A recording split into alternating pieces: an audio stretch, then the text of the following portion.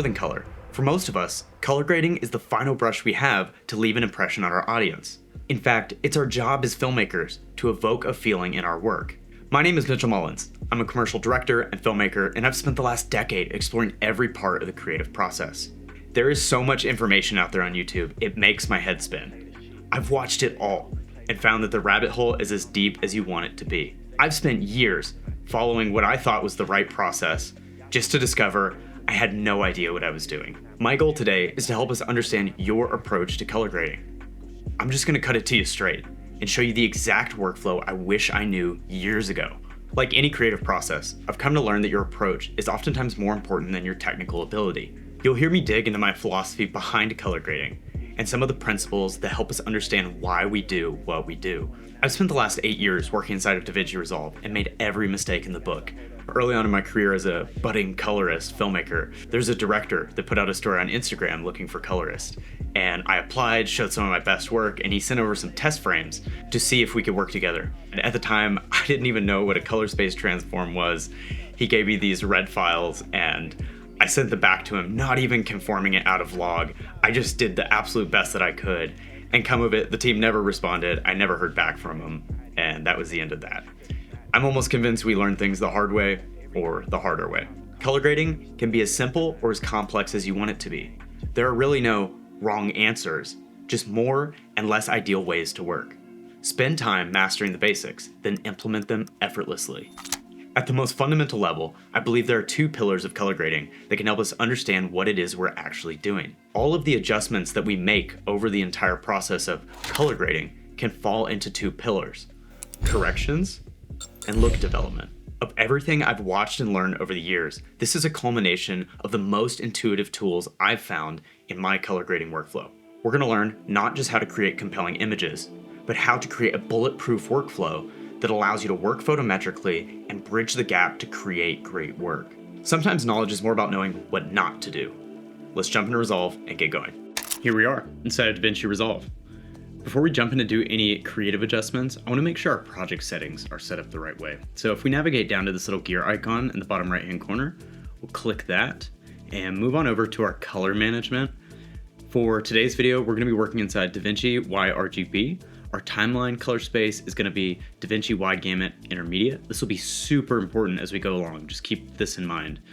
And then our output color space is going to be Rec 709 Gamma 2.2. It's crazy, for the longest time, I used to always work in Rec 709 Gamma 2.4, and while that is still the standard of a lot of commercial work, short films, cinema productions, if our work is to be viewed on a MacBook, an iPhone, or anywhere on YouTube, it's actually optimized for Gamma 2.2, and I would much rather be working underneath how our video is actually going to be displayed after it's rendered out. And if we navigate down to our lookup tables, there's 2 things I want to call out real quick.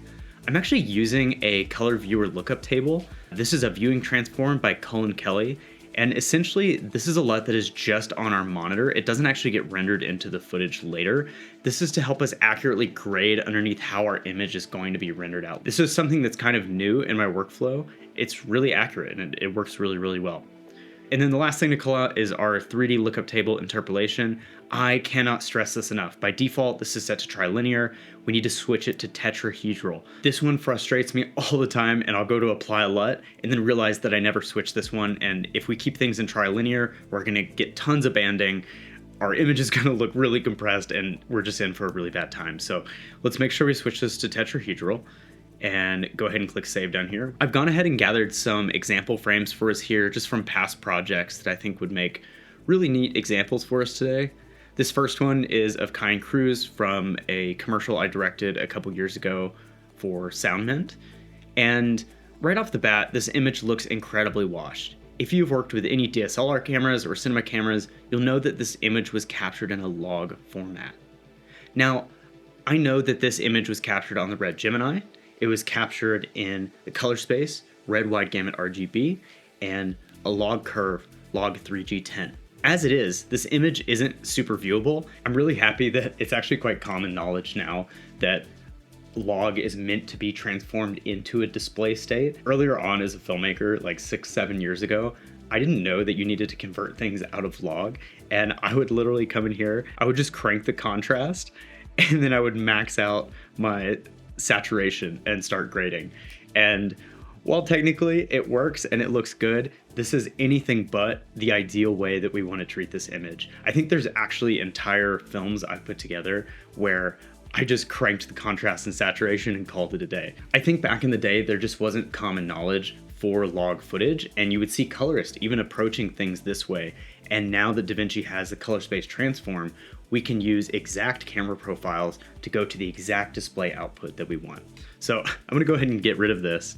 And something I want us to get incredibly familiar with is taking this image out of its log state. And so if I go ahead and just throw a color space transform on here, right? If we scroll down, I know this was captured in red wide gamut RGB. I also know that the log curve was log 3G10. And then we know that we want Rec 709 and Gamma 2.2. We're optimizing for YouTube, optimizing for mobile devices. Looks good to me.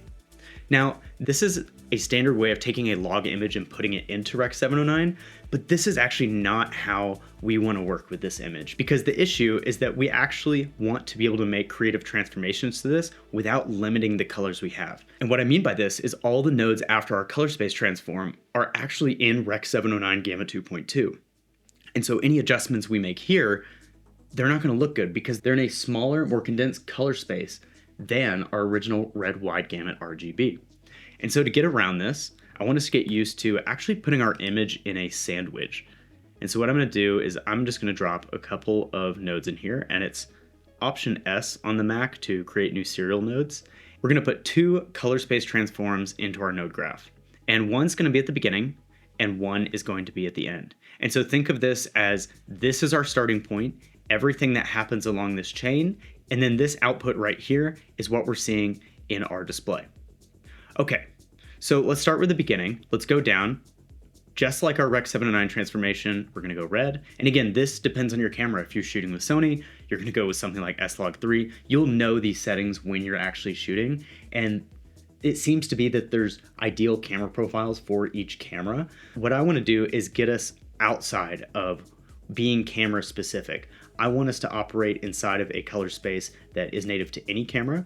And so what we're gonna do is we're gonna go log 3G10, and instead of going to Rec 709, we're actually gonna go to DaVinci Wide Gamut and DaVinci Intermediate. And on our output here, we're gonna go DaVinci Wide Gamut and DaVinci Intermediate, Rec 709, and Gamma 2.2. And so we've effectively done the same thing, but now we have these nodes in the center that are in DaVinci Wide Gamut and DaVinci Intermediate, color space, and gamma. So it's like a sandwich, right? We have our input, which I'll label this as DaVinci Wide Gamut, and then I'll label our output as Rec 709.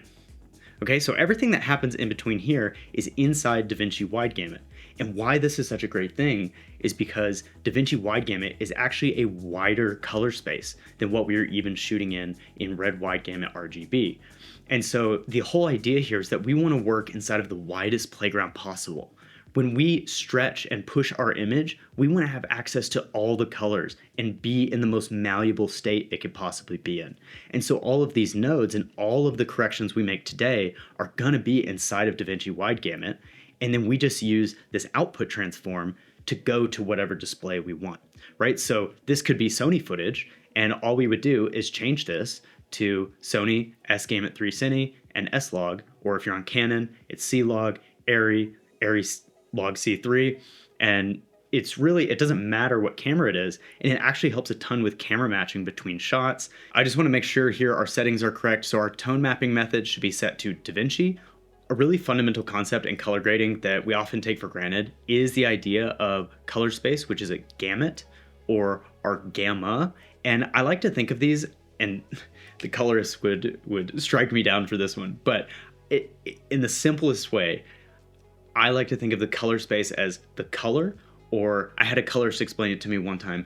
Imagine the color on stained glass, and then the gamma is like the light coming in behind the glass, right? So we can think of these as color and light, or as gamma is more of the intensity that creates the contrast that we see in our image. So like if I was to change this from gamma 2.2 to 2.4, we've changed the intensity of the light behind our image, hence changing the contrast that we're viewing.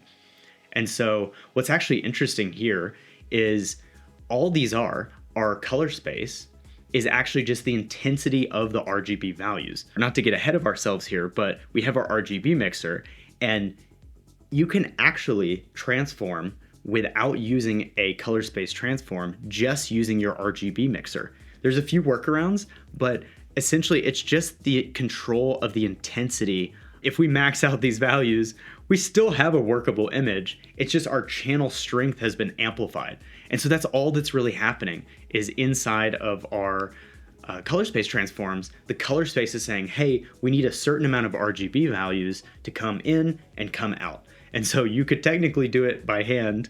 I've done it before, but you could technically do it by hand with the RGB mixer, but using a color space transform makes our lives so much easier.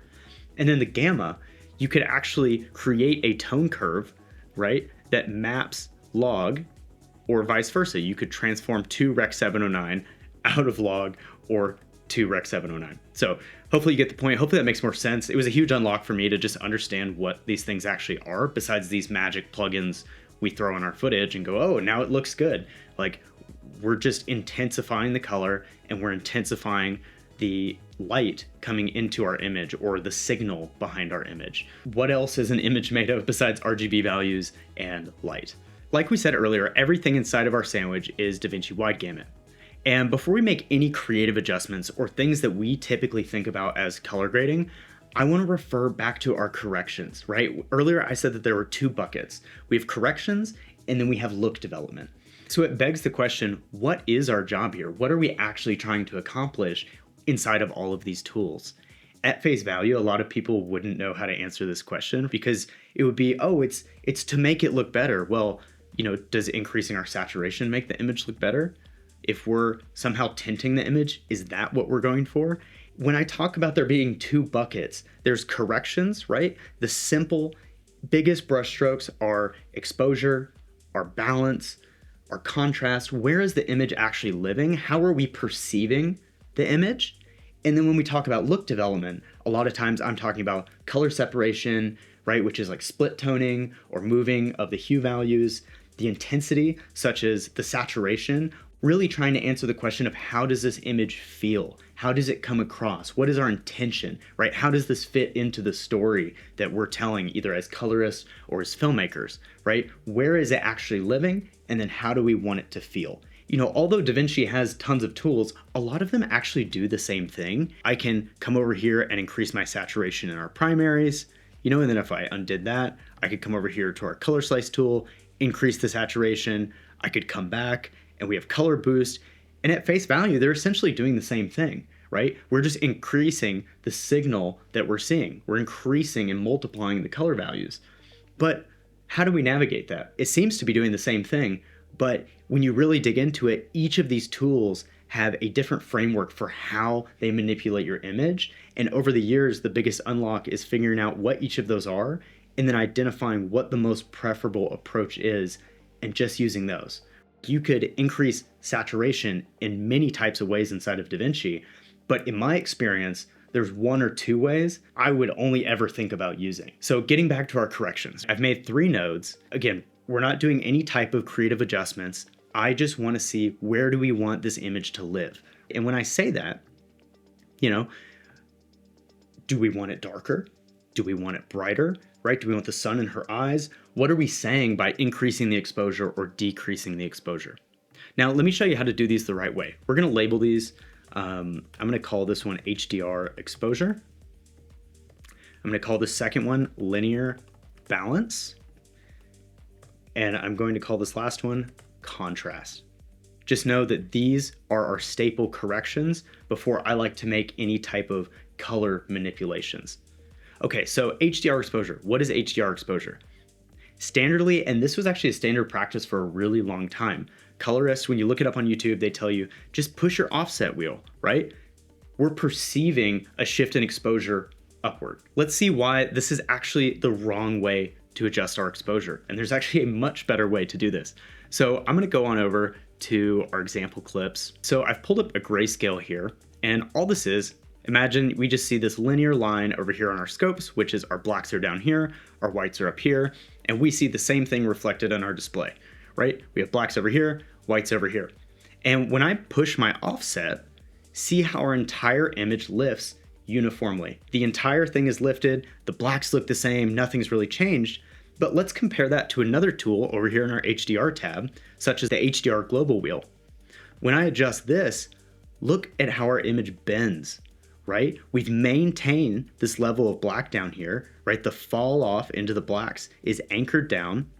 And whenever I do the same thing in reverse and I drop our exposure, we're getting a really nice reaction here from our image. So let's apply this to some of the sample clips. So over here in our HDR exposure, I'm gonna lift the exposure and look how much more detail we've retained as opposed to using our offset wheel. Now the same thing goes over here, right? We're getting a much softer roll off into the highlights compared to just crushing the image with our offset. If I came over here and I dropped it with the offset, look how we've just lost data. Look, there's stuff just falling off the edge of the cliff here. It makes no sense. So I'm gonna reset this. Again, I would personally never adjust our exposure over here in offset. I would only ever use the HDR global wheel. This is the best way to do it in my opinion. So we'll come on over here. And again, this is our broadest brushstroke. Where do we want our image to live exposure-wise before we start touching the color and the contrast? Let's just look at it. I kind of like to sit back a little bit and feel it out. Go, okay, we've got nice skin tones here. We also have some pretty hot highlights up in the corner. Like if I lift it too much, it feels a little blown out. So I want to keep some of this moodiness and kind of maybe live right there. All right, so if I press Command D, I can A/B through my choice, okay? And then we're gonna come over here to linear balance. And what we're gonna do with this node is come on down to our gamma and linear. And remember earlier when we were talking about log curves and how they influence how our image is perceived, we can think of linear as kind of void of a log space. Imagine if log is this curved image and linear is just completely straight. It's all of our black and white values from 0 to 1. And so what this helps us do is evenly go back to our image and balance where it's at. Because when we don't have it set in linear, it's going to affect the low end and the high end in a different way, similar to how we're working with our exposure with the HDR wheels versus the offset. This is the same thing for imagine like your white balance. Okay, so how we adjust this is we've set our gamma to linear, and then we're gonna go on over to our primaries and make sure you're not in the log wheels, make sure you're in the primaries. And the only button we're gonna touch here is our gain. And if we start shifting this over, look at the effect that we start to get. We start to get a really nice reaction from our image. So say we wanted to push it really warm, say we wanted to kind of cool it off a little bit. And this is in comparison to, you know, some people were maybe back in the day, they would come over here and just go, oh, I want to warm up my image. They just go over to the temp slider. The issue with this is that we're actually compressing a lot of the colors. And by tinting the image, we're getting rid of a lot of the color data that we had. And every correction we make down the line is gonna be compromised because of that choice. So I'm always trying to work in as least destructive of a way as possible. And this has completely changed the game for me as far as balancing the image goes. This was a technique I picked up from another colorist, Cullen Kelly. He made a YouTube video about this and it has blown me away, and I've used it in every single grade since. So credit where credit's due. So again, we've got our gamma set to linear, and all we're gonna operate here is our gain, right? Figure out where we want the image to live. Maybe I need to introduce a little yellow, a little warmth into the image, right? How does that feel? A little too green, come back over. That feels nice. It feels very balanced. See how I'm not tinting the skin too much, okay? And so sometimes if you have a really washed image, you can kind of bring it back this way, or you can add a little bit of separation that wasn't there before. So let's go ahead and move on to the last part of our corrections, which is our contrast. Now, when dealing with contrast, the biggest tip I have is just actually get rid of all the saturation, right? I like to never trust my eyes when it comes to contrast because our eyes actually deceive us. When we see color values, it warps how we actually perceive the image. All contrast is the separation between black and white. To go back to our grayscale here, our example clip, let's go ahead and just crank the contrast all the way up. Like I'll just show you here what happens when we go to basically 100% contrast or 1 to 2. You'll notice that there's a point at which everything is becoming more white, or everything is becoming more black. Everything from this point is getting pushed. Everything to the right of this that is brighter is going to become brighter, and everything that is darker is going to become darker. And so if we max out our contrast, there is this point, and that point is our pivot. So if we come over here to adjust our pivot, we can actually change at what point in the image our contrast is happening, right? So if I knock this down a little bit, we can move it all the way over, and you'll see down in our scopes, we get a similar response. We're kind of edging off to the highlights. We're kind of pushing the contrast down into the shadows. Now, a really interesting concept that you'll run into is middle gray. And inside of the log curve that we talk about, or any cinema camera or camera that shoots in a log curve, there is always a center point, right? Think of our center point of our contrast. There is a point at which the image gets brighter, and there's a point at which it gets darker inside of our curve. You don't have to worry about this plugin right now. We'll touch back on this when we talk about split toning a little bit later. But notice, so this is middle gray. This is the point at which our image will become brighter and darker. And so if I add all of these ramps on here, and I set our pivot to right here, you'll notice where it's at. You'll notice it's not in the center, right? This is our middle gray point. You would think it's here, but it's actually here. And when we come back and we type in 0.336, right? That is gonna be our center pivot of contrast, right? So as I increase contrast, our middle gray stays the same, right? Because everything is revolving around this point. It's kind of the fulcrum to which our contrast is happening. That's really helpful because we want to understand where is the center point of our image. So if I go back to our master timeline here, to start, I like to set my pivot point at 0.336. Actually, something that's really interesting, remember earlier when I was saying DaVinci has multiple tools that do the same thing? Our contrast here is actually the exact same if we were to increase our gain and decrease our lift. They are the exact same function inside of Resolve, but we can actually use both of them to our advantage, right? So we've got our pivot set. Remember when I contrast, you'll see there's kind of a point on the skin that is maintaining in this pivot. And so I can come here, I can increase the contrast. Maybe I'll lift the low end up a little bit. And again, we don't have to keep the pivot there the whole time, but it's helpful for us to understand that there's a point either on the skin or in the sky or wherever it is in our image that is not going to change because of our contrast. Everything is becoming darker or brighter around that point. It's a good starting place, but adding contrast, I found it is always going to add interest to our image. It's always going to make it feel more pleasing. The question for us to ask is, does it need to? Do we need this intensity? Do we need, where is our eye going? Because our eye is going to shift to the most intense points here in our image. So for instance, if I increase the contrast a ton and I push the pivot into the sky, if you squint your eyes a little bit, all you see is the sky. You've just directed your eye towards the brightest part of the image. And then vice versa. If I dropped the pivot all the way down, where does our eye go? All of a sudden, the middle of our image is front and center. And so it's finding that middle ground of stylistically, we want to increase interest in our image, but we also want to guide where the eye is going. Personally, I like a little bit more contrasted of an image. Oftentimes when you're watching footage back, our eye only sees one or two things, right? We're really just looking here at the face, and that's really all I'm concerned about, right? I don't need to keep all these details. I don't want them to fall off, obviously, but it's really just understanding your eye can only look one place. So coming in here, adjusting our contrast, this looks really nice to me. This looks really pleasing. Maybe we'll open it up just a little bit more. And if I bring back our saturation, look at how much more interesting our image is and how well defined the face is. You see the separation of colors. And this is just a phenomenal starting point for me. Obviously, we have a pretty strong fall off here on the low end, so we could pick our image up a little bit more if we wanted to, maybe something like that.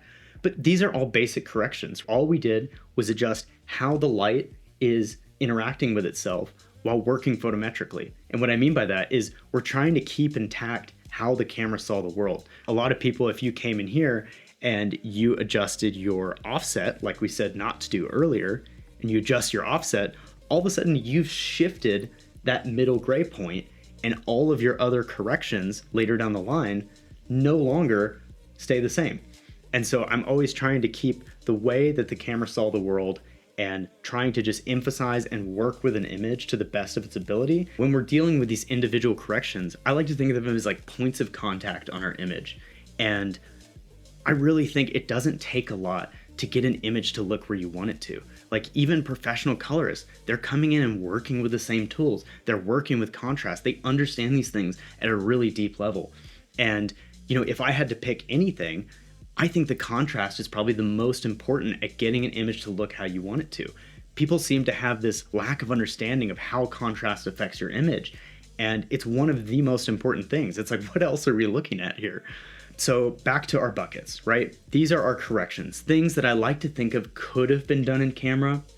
You could have adjusted the light, you could have adjusted the white balance, you could have adjusted the exposure.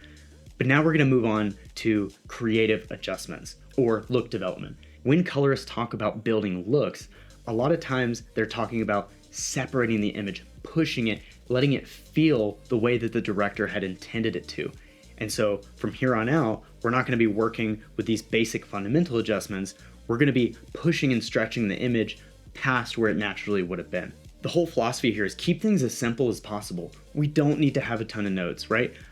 In my head, it's enough for me to understand why HDR exposure is preferable and leave it at that. So I'm actually going to drop this down here and we're going to expand our node tree a little bit. And we're going to add some nodes here. All right. And I'm gonna go ahead and name these just for sake of talking about them. So this is about as many nodes as I would ever have. I really think you could get away with probably half of these, but I really wanna show you guys some of the secret sauce and things that I actually use. Like if I was actually grading something, what would I actually use for filming this video or grading this clip? And I'm going to walk through each of these, but I think the important distinction here is to know that between contrast and saturation lies a really extreme change in how we're actually going to approach the image. Everything before was, I like to think of, could have been done in camera, whereas here we are at saturation. And so this starts our look development part of the grading process. Now, saturation, I like to think of as the intensity of the image. Right? And there's different color models behind each of these tools. The most classic one in our primaries here is saturation. So when we increase this, what happens visibly to our image? I have these beautiful scopes here for us, and also a 3D cube, which is a representation of all the colors in our scene. And let's go ahead and see what happens when I increase and decrease the saturation here. So when I drop it down, we see all of our colors dropping back, and we'll go all the way to 0. And then if we increase it to like 100 or 200%, see how everything gets expanded.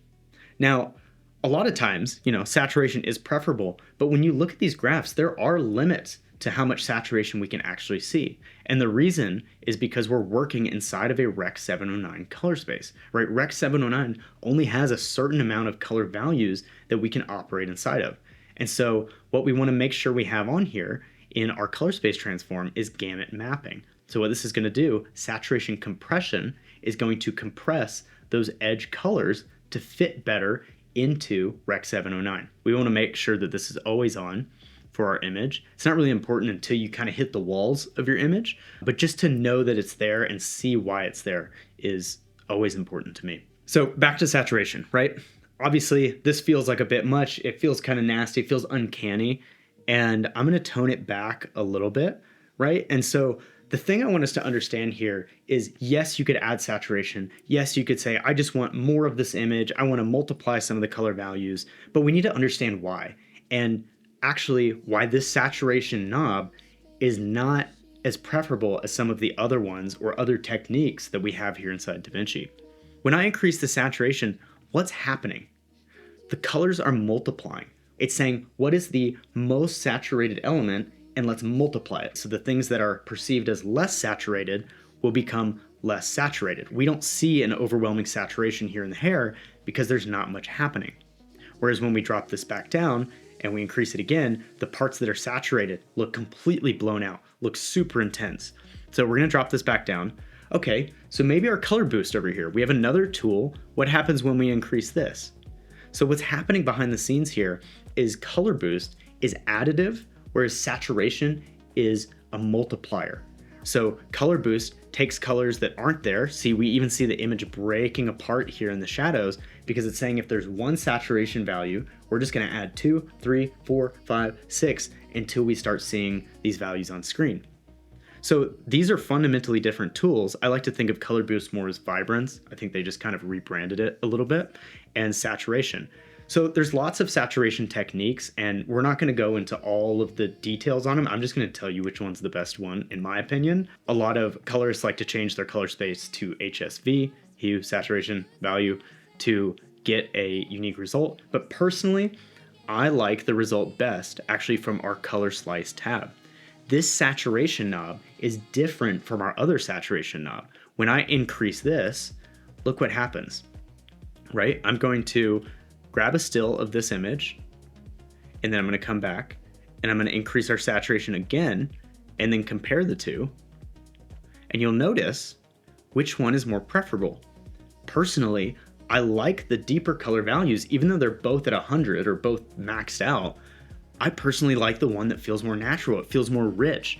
Each of these settings are different. And so for us, I like to go off what is most preferable, right? What makes me feel best about this image? And for me, it's the color slice tool. So we're gonna increase our saturation here, right? And I think that's about as far as I would want to push the image. And then we're gonna go ahead and move on to matrix. What is a matrix? The matrix? Are we stuck in the matrix? No. A matrix, this one took me a really long time to understand actually. And I was really confused because I first saw it when I downloaded some of like the 16 mil plugins and the 35 mil plugins. I would see like 3x3 matrix, 9x9 matrix. And I was always like, I don't really understand what this adjustment is. But in short, I like to think of a matrix as changing the way the camera saw and interpreted the colors, right? Just like earlier when we were talking about the RGB mixer and how the intensity and change of the RGB values affects the image, this is very different from if we were just going to adjust the hue. Adjusting the RGB mixer is what is the signal strength behind our image for each of these channels. And this is a matrix. This is a 3x3 matrix. We have 3 outputs for each channel. And so, long story short, all I want you to understand is there's actually a tool. This is free, and all of the other DCTLs that we're going to talk about today are free, and they're linked below. I'm going to throw on a TetraInterpolation. Now, that's interesting. That reminds me of when we were down here looking at our 3D lookup table, tetrahedral interpolation. Oh, interesting. Here we see it again, TetraInterp. Now, this is really interesting when we pair this with our 3D cube here of our colors, and we see everything on the plot. So a lot of parts of DaVinci have very different ways that we can manipulate the hue values. And I like to think of this as just how can we manipulate the actual channel strength of what our camera saw, right? So if I come in here to red versus red, all of a sudden we're manipulating the reds in the red channel, just like we have here with our RGB mixer, our red output, our red, right? And then when we adjust the green, less or more creates more magenta. When we change the blue, creates more yellow. It's all just a balancing act. And so I'll come in here, and a lot of times all I'm using this for is actually just to correct skin tones. And this will become really important when we touch on split toning here next. So I like to think of the matrix as just how can we manipulate these individual values? And the reason I use a DCTL, which forget what it's called. I think it's like DaVinci Color Transform language, maybe.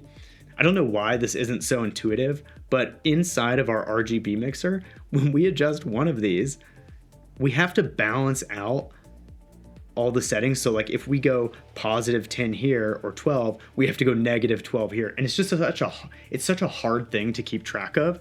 I would much rather open up a free plugin, come in and adjust these settings where I don't have to think about balancing every 2 seconds. I can just look at the image and make an adjustment. So in here, I notice the skin looks a little orange. So we'll come in red and blue, and look what happens when I push it. I can kind of open up the magentas in the skin, right? That's really magenta, but we can kind of find a middle ground here. And then maybe I want to go back to my saturation, drop this just a little bit. And also just a note, I don't mind adjusting both of these. I don't mind coming in and saying, I'll do just a little bit less overall saturation. And then I like to think of this as kind of like deep saturation, kind of making those adjustments and trade-offs, just knowing which one is better, and then kind of putting my blinders on in a way. Right, so coming back to our matrix, what other colors do we have here? We can go on down to our yellow and green, our yellow and blue. See, when I really push these to the extreme, how much of a difference it makes on our image. And what I like about these is that the algorithms behind their changes inside of these graphs is way smoother than if I was to come over here to our color warper and start moving things around. This is a really harsh way to adjust the image. And so I like using these tools that are online, are available, and just do the job, quite frankly, better than what we have available here in DaVinci. So we'll come back to our matrix. Just think about this as skin correction and adjustment of camera pixel values. All right, split toning. I think when people think of color grading, they're mostly thinking of split toning and hue adjustment. We've all heard the classic teal and orange, push the highlights warmer, push the highlights cooler, this and that to create a more compelling image. Why is that? Because, actually, I don't really know why. I'm not a color scientist, I'm just playing by the rules. Our brain perceives an image to be more inviting when our highlights are warmed up and our shadows are a touch cooler. Okay, so how does one split tone? This was also something I was very confused about for a long time, and long story short, everything split toning happens in your curves. Okay, so I'm gonna come over here. A really important adjustment is actually to take your lume mix to 0 on this. Don't ask me why, just do it. Okay, so remember earlier when we were talking about middle gray, we want to understand where the center point of this image is so that when we make adjustments to our highlights and our shadows, we can do it in an accurate way without tearing apart the center of the image. So I'm going to apply another DCTL here, which again, this one's free, it's online, it's linked below. Just go grab it, it's really easy. This is by mono nodes, so mono middle gray. And again, we're working inside of DaVinci Wide Gamut. Okay, because remember, all of these nodes are still inside of DaVinci Wide Gamut. And so if we look down here on our curves, you actually have this little peak, and we can just poke the curve here. It doesn't have to be perfect. We can poke our image. We've just nailed down the red, green, and blue center point. And so we can actually just go ahead and turn this off, turn off our DCTL, and come on back over here.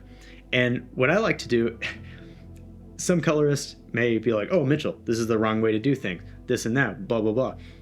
I personally don't really care. A lot of colorists will tell you that you need a 1D tone curve here and that this is actually where the contrast should go. I personally like to have the contrast before split toning, and for a reason what we'll get to here in a few minutes and how I actually work. I just want to explain what this is and where I really think this is where most of your look as a colorist or feeling of your image is going to come from. I like to think of this as if this is our highlights and this is our shadows, we're biasing the image one way or another. So how would we do that? What we can do is, look, we can see our dark parts of our image in our highlights. And if we come in here and just grab parts of our image, we can start to raise the red values here in the highlights. We can lower them here on the low end. Look at how much a response we already get.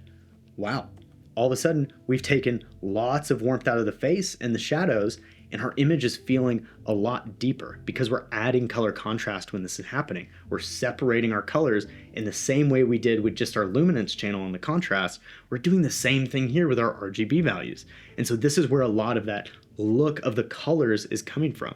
So we can go back over here and let's go ahead and just touch our green channel here. So red and green in the highlights is going to give us really warm highlights. And then down here, right, if I drop the greens, we're going to get even more magenta in the low end. And then say we want to balance it out. I like to think of whatever's highest is going to come across, right? When we take out red and green, there's going to be blue left. So here's our image, and I can kind of balance it out here, and I'll just A/B it from what we're looking at. Look at how much more of a look that we're getting.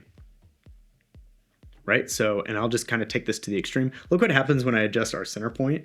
All of a sudden our image starts really getting tinted. And so that's why I think it's so important to have our curves anchored at middle gray, because we don't really have to worry about a lot past that point. And again, if we don't accurately do things photometrically before this point, we're going to be adjusting where our middle gray point is, and then our center point of our image is going to be biased in a way that we don't want it to by our split tone. Now, you can take this to the extreme. You can spend all day here balancing out the values, doing what you need to. And to be honest, although this is a way to get a filmier look or separating the values in some sense, I personally never do this. I don't know a lot of people besides maybe pro colorists that are spending their time split toning and look developing in that type of way. All I'm doing when I come in here is I'm dropping a LUT on the footage. I'm relying on LUTs to give us that split toning effect where I don't have to think about much. I don't want to have to come in here and by hand split tone every little curve to get the most preferable look. I would rather have a LUT do that for me and be able to speed up my workflow so much faster. I think this split toning part of our color grading process is where a lot of people lean into the film look, right? The film aesthetic, film emulation. They drop on their 16mm power grade, their 35mm power grade. I think that's what they think a lot of color grading is that part of the process. That is what is responsible for giving them the look that they're actually going for. And if you dig deeper, you'll eventually find that a lot of these looks for film emulation, 16mm power grades, 35mm power grades are all emulating film. They're emulating color science backed, basically color adjustments for the real world. And I won't go into, why film is better or the advantages or disadvantages. Essentially, a lot of what we're trying to emulate in these split tones is the characteristics of film. And these characteristics of film are fine-tuned and tailored to what our eyes find most preferable. I would rather just play into that and understand, okay, what could we learn from film emulation? How could we apply it here? And not have to spend the time-staking process to try to match our split tone to things that are already tested, tried, and true. I'm just trying to cut it to you straight. I don't split tone when I'm doing an image, so I'm actually going to delete this. And before we let split toning go, I actually wanted to show one more thing because I think this is so important to wrap our heads around and understand why certain things look good and why other ones don't. Because once you understand these things, you never have to think about them again. You can just apply them and know what's right from here on out. So if I apply the same thing, just like we were looking at earlier with our grayscale ramp, I'm going to come on down, grab our middle gray tool, show some of these settings here. And remember, we are inside of DaVinci Wide Gamut, which is our operating space. So I'm going to come inside of here, grab our middle gray point, same thing, turn off our DCTL, and then here we are, right? Same thing, I can go to our red channel, bias the highlights. Any corrections made after this point are going to have that kind of tinted red to them. Even if I was to reduce the red or reduce another color, it's still there. I'm just going to show us on our 3D graph here. This is super interesting. If we look at our colors in a 3D way, and all of a sudden I'm pulling or pushing this image, cool or warm, seeing how it reacts. Okay, and if I come on over here to green, look, we can kind of increase the yellow. We can come on down here. We can push our blues up and see the same thing. Look, we're getting this nice curve here, which looks great. So another thing to note is I'm actually going to get rid of this. I'm going to go ahead and apply a film emulation LUT to this ramp. Okay, so all I did was add a color space transform to get this to Airy C-Log, and then I'm going to apply a popular 2383 LUT. Okay, wow, this looks very similar to our split tone. We have cooler shadows and warmer highlights. Now, the issue here, and the issue I have with a lot of film emulation LUTs, is they do such a good job emulating film that they end up tapering the low end and fading off the highlights in a way that is very realistic if you're playing within those bounds. In a lot of the looks that we create, I personally don't like to have the blacks lifted and it feel very washed out. I'm just going to go to another 2383 look. All right, and here's a second 2383 look. If you want one of these, they're all free online. I swear every colorist has like a 2383 free download thing you could just get. And they work great. They look great. They look awesome. This one's formatted for Airy C. But the big issue I have here is look how much data we're losing on the low end. Look, we've lifted the image so much. And like, sure, we can come back and bring it back down. I personally don't like crushing the low end and then bringing it back. I would much rather us be able to retain a split tone that emulates film, but then also have the low end to play with. I'll go ahead and apply this back to our footage, okay, that we're working on. And we'll just come right in here. And it's actually a little tricky because this LUT in particular needs to be transformed to Arri C. So you can kind of ignore this part. All right, just for the sake of this video, I've gone ahead and transformed this node by going from DaVinci Wide Gamut to Arri C, back to DaVinci Wide Gamut. So we will get rid of these soon. But for now, you can just imagine that this one is inside of our node tree. And when I turn it on, it's great, but we're losing so much detail down here. You could come in here to our key and kind of drop the opacity of the look. But a lot of times we're losing the character that our image is getting inside of that look. All LUTs are great. Like, you can really use whatever you want here. I've actually gone through and made my own version that we're going to use here to do the heavy lifting. It's inside of our LUT collection, the Legacy LUT Collection. So we have DaVinci Wide Gamut, and actually Terra is one of the closest I've been able to develop of Kodak 2383, just painstakingly sitting there, adjusting the values, adjusting the split tone, adjusting the density the right way, and then adapting it to have a lower profile on the low end to something that's more preferable to my grading style. So I'm going to throw on Terra, which is a look that I really, really like. And again, what's interesting is we could go back here to our beginning, right, our contrast, and work underneath of the LUT if we wanted to, right? We could raise our low end and look how much less compressed our low end is than it was before. Look at our image here. It's touching all the way to the bottom while maintaining that film emulation split that we had earlier. And this looks great. Like, a lot of times these looks, like, I'll just kind of go back here, if I cycle through some of these, which some of these lean into other film stocks, right? There's a Fujifilm stock, something like some of the Kodak 250Ds, 500Ts, and I just kind of scroll through them.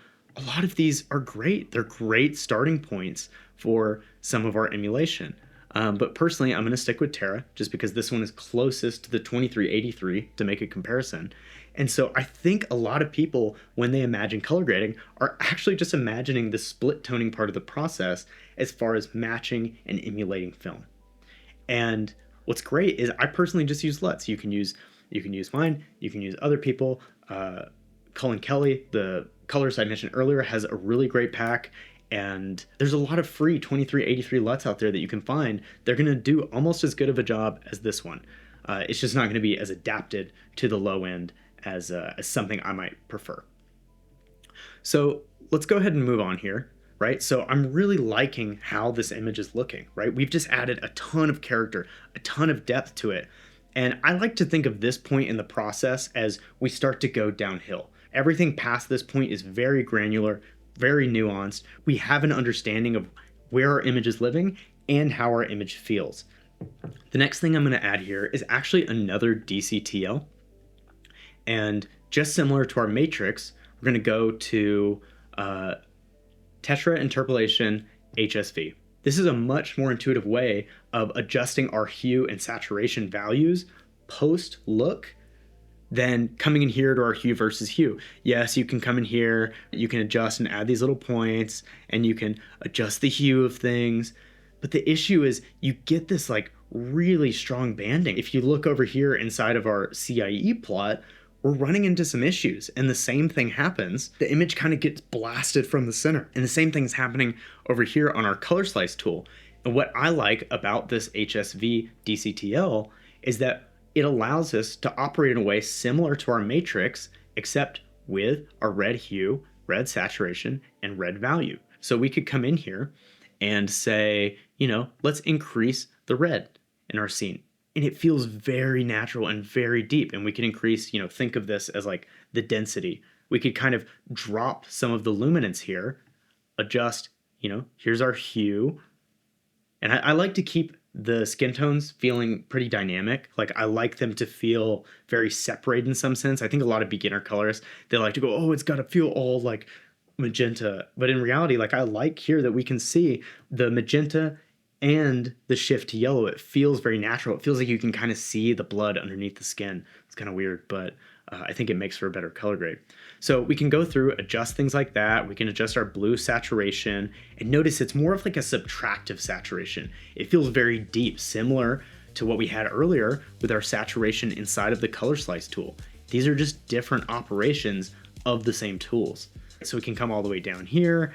We can feel out, how do our greens sit, if I wanted to adjust the green saturation, however we want that to live. And I really think about these as very granular little things. Like, these aren't big brush strokes. These are just an approach to the image. Like, I could even come back here now that we're working underneath the LUT, and I might even turn off the saturation again, which we're still being biased by the LUT's tint, and come in here and either decide to close off the highlights or open up the image a little bit. So I really like the way that this looks. Boom, we have all of our tools in place, and I can bring the saturation back, right? And then maybe I want to come over here and adjust our saturation back down, back up, and just to give us like a full before and after. Like, again, look, just on off of that LUT. It looks absolutely amazing. Everything past this point, we're pretty much at the bottom of the hill here. Our post-con is post-contrast. We have our main contrast node before our look, but I like to leave one afterwards in case we want to adjust our black values. So typically that would look like coming over here to the log wheels. I might, if we're kind of sitting a little higher than we need to down here, I might pull down some of the blacks to give us just a little deeper of a feel, or say it feels a little too magenta. I might push the greens up to kind of counterbalance and really give us a lot of control over that low end. See how different of an image that feels. Another space that this could be used for is like a finishing LUT. For instance, if I went into Cullen Kelly's Pro Pack, throw on some different LUTs at this point to kind of feel out where I want the image to live. And it's kind of like a look past the look, but you can always come in if it's too much and just adjust the key output. So I could just be like, oh, I want 10% of this, 10% of that, and really fine tune what we want here. Never be afraid to kind of take the look too far. There's really no rules here, because even though we have a look, we might want another one. Like, say we think this image could go further. Say we go back to the Legacy LUT Collection and we want the soul image on there. This feels like a lot, but say we dial it back to, 15% or so and kind of compare those two and say we like the way that that looks. Now, there's no rules. Like, I have a joke with my friend Matt and I where we would just slap like 2 LUTs on something and be like, looks good to me, let's ship it. Like, as long as it looks good to you and it's the intention you wanted out of the image, that's all that matters. Okay, everything past this point is, we're pretty much at the bottom of the hill. Our HK, this is actually some like kind of special secret sauce I love throwing on everything. I don't remember where I saw this, but there's a DCTL, again, it's linked below, it's free, there's so many free tools out there, Nyatani HK. Essentially, I throw this on everything, just make sure your input gamut is set to your working space, right? So for a DaVinci wide gamut. And this is such a small difference here on our actual look, but when I A/B this, right, you see this subtle shift in luminance. And what this is doing is the human eye actually perceives certain saturation values as more luminous or less luminous than others. And what this is doing is just correcting for those values. So it's really subtle, but I like to throw this on everything because it kind of evens out and tapers off the top part of the image. Even if we look at our cube here, we can see some of that color information getting compressed. And it's just a really nice, subtle kind of icing over the top of everything that I've been throwing on all my grades. And I think it looks great. So the last thing here is texture. What we think of classically as texture is being able to blur the image to it feeling sharper. I personally don't like to add too much character in the texture because I feel like you can see it. I think some of the best grades you're not able to see through. You can't really tell that they're there because they feel so natural. So I use this very sparingly. If you're going for a film emulation look, obviously we can throw on some film grain. This is really important. Just come on down to like 5, we'll do like 35 mil 400T, increase the opacity, increase the grain strength.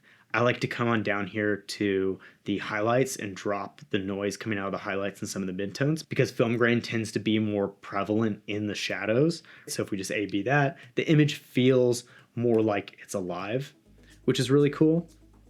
So use it sparingly. I think a lot of people go really far with it, and I would much rather make these subtle little adjustments that really add up to something really impressive than just try to cake the image with film grain. Another thing that you could do here would be to add, instead of film grain, to add a contrast pop instead. This is a super powerful weapon inside of Resolve, is just a subtle amount of detail. Look at how much we just got back out of our image and how much stronger it feels. And then the same the other way, right? We're getting kind of this softening effect as if we had a pro mist or like a black satin in front of the lens. So really great tools that we can use at our disposal. So let's go ahead and take what we learned here. I know this video is running on for a long time, but there's a lot to talk about. And what I want to show you most is that, yes, it takes a little bit of time to understand some of these tools, but once we know them, we can implement them effortlessly going forward. All right, so I've copied and pasted our grade from the last image to our new one. And again, we got to make sure we know what color space, what gamma was this shot in, and set it accordingly. So again, if this was shot on a different camera or shot on an Arri, we would adjust accordingly. What we've got here is, again, this was shot on the red Komodo. So this is red wide gamut RGB. And if you look at our scopes, our image sits a lot lower down than our previous one, right? This is a very dark, very moody image, right? We've got this single source light above, everything else is dark inside this locker room.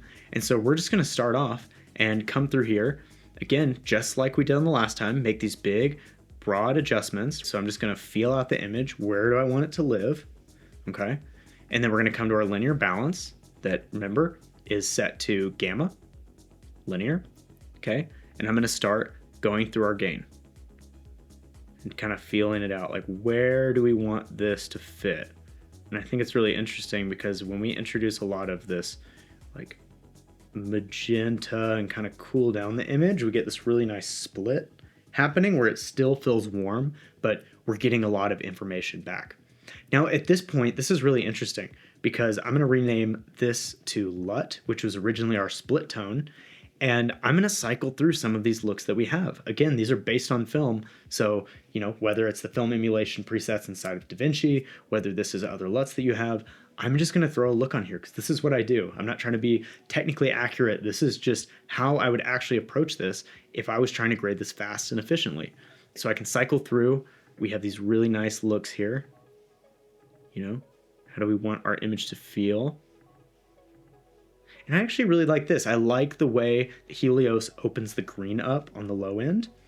And the reason I'm touching this before touching our contrast and saturation is a lot of times earlier we were working our way through to understand what we wanted out of a grade. But now that we understand that, we can kind of fast track it and work underneath of our LUT to get the best image possible the fastest.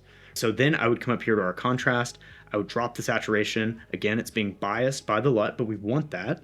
And then letting it kind of operate underneath. So I'm going to raise the low end.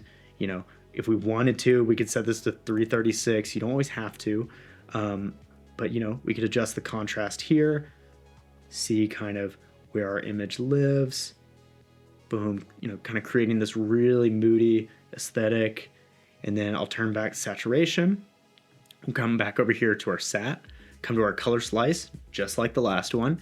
Increasing the saturation. Look at how deep of color values we get over there on the lockers. So I'm going to come back here to our linear balance. Maybe we want to balance it out even more or kind of push a little more green on the low end. Like, look at how much of a difference that makes. It still feels very natural. It doesn't feel like we're intruding on the image in any way. We're just kind of complementing and working with what we have. So same thing over here with our matrix. We could zoom in if we wanted to the skin tones. We could check our red and red, kind of balance out his skin a little bit. If we wanted to introduce some red into the yellow portions, we could. But I don't mind where it's at. The image is a little washed anyways. So really subtle adjustments, kind of bringing back some of the details in the hair and the lower end of the skin, which is really nice. And then again, over here, now that we've kind of decided where we want our image to live, we can go downhill. So we have our HSV, our hue. We can kind of come over here, adjust, do we want the reds to be really deep? Do we want, kind of the luminance to drop a bit? Where do we want this to feel out? Again, I feel like a lot of people crank the red density and you really got to be careful with it. You just want to kind of feel it out. Does that complement our image without stretching it too far. Again, we've got our HK on here, just making sure, you know, if you kind of crank this all the way, you'll see the image change a little bit. I like to leave it at what it's supposed to be. And then we have our post-con, right? So we can come over here to our log wheels. We can drop things down if we need or raise them up, right? So if we wanted to open up the image after our LUT, we can. You know, I could come over here and just drop down, you know, do we want it to be more magenta? Do we want the low end to be more green? Really a lot of flexibility here. And all of this super fast. Like, we didn't really have to do that much on our image to get it where we wanted it to be. Okay, I want to show you guys just another example here of if I was working fast and just had a few tools at my disposal, what would we do? So for instance, we have this widescreen clip here. Again, I just want to show how these principles actually apply without needing to create a giant node tree every time, right? The same thing works if we have 2 nodes or 3 nodes or 4. If we wanted to grade this really quickly, we would come on over here to red and drop Nova on there. Look at that. Looks absolutely incredible. And the reason we don't have any color space transforms is because we have the transform baked into these LUTs, right? So we have all of the LUTs down here that already have everything baked into it. So we're going from our image, and these are actually transformed to go to Gamut 2.4 so that they're a little bit more universal. But you could always add a color space transform afterwards if you needed to. But all of a sudden, without even going into DaVinci Wide Gamut, if we wanted to, we could do the same thing. We could have our HDR exposure, we could have our balance, and we could have our contrast. We'll call this linear balance. And if we just came over here, boom, HDR, raise that up and down, there's our exposure, here's our linear balance, right? Make sure you're on your gamma. Make sure this is also, our gamma is set to linear. Again, got to remember that. And adjusting our gain. Where do we want our image to live? How do we feel about it? Does this need to be warmer? Does this need to be down, right? Do we actually need this to be darker?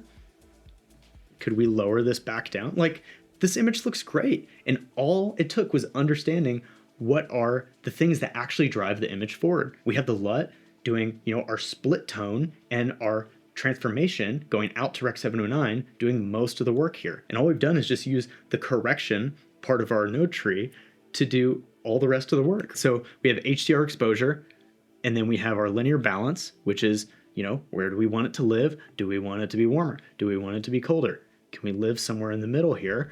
And then our contrast, right? Same thing, drop the saturation down. Let's increase, you know, here, 0.336.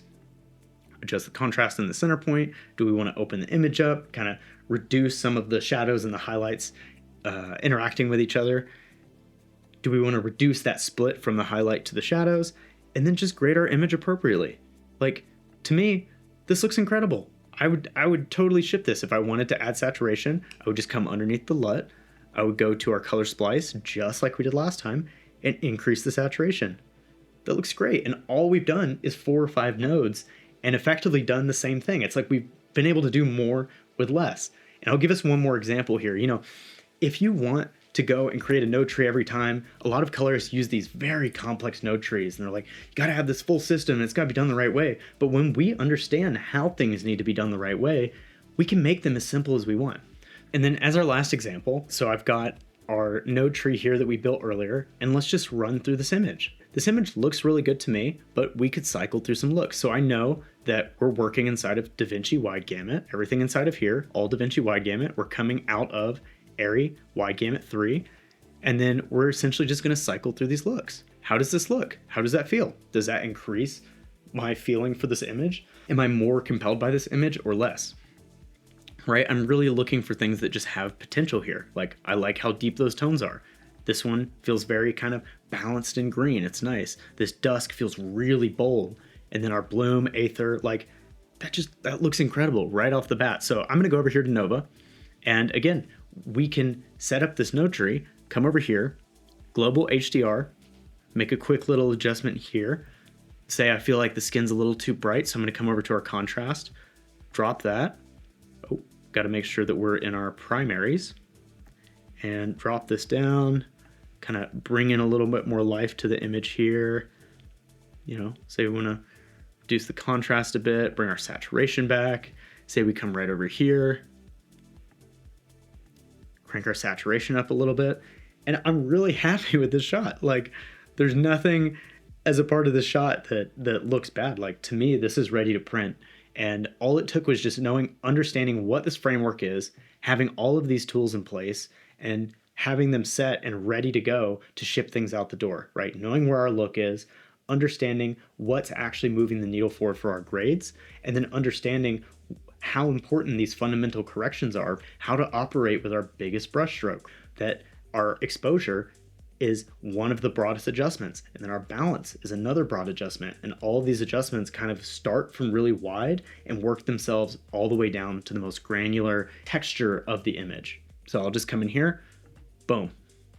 That looks incredible, right? We've got our looks. We can cycle through different things if we want them to be, you know, kind of more green, a little duskier. I really like that one. Bloom kind of opens up everything. Terra, Soul, that's like a really warm image.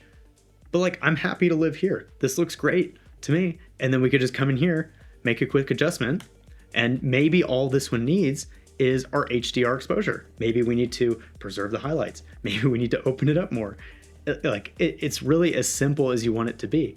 And what I think is great about this is just understanding, here's the fundamental adjustments, and then here's what actually matters the most. I hope that you can take away the philosophy behind some of this, not just the technical knowledge, how all these little intentions and understanding of what's actually happening behind the scenes add up to allow us to be more expressive with the work that we create, as opposed to being locked into the technical of copying this grade or doing this, or these tools are here at our disposal. And I think the philosophy of doing the most with the least applies to everything, right? I think so many people are just doing too much. They're creating their 30,000 node tree to be super accurate and this and that. And in reality, these couple adjustments make the image look better than most things I've graded in my entire career. I hope you guys can take this and improve upon it in some way. But for now, I'm gonna get back to it. I'll catch you guys in the next one.